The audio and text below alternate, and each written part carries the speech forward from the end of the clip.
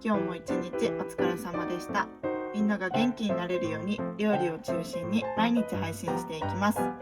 いつかキッチン付きの整体院をという目に向かってこれからも頑張っていきます。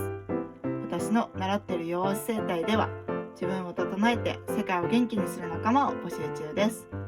もし応援してくださるという方はチャンネル登録、グッドボタン、コメントなどよろしくお願いします。それではまた明日です。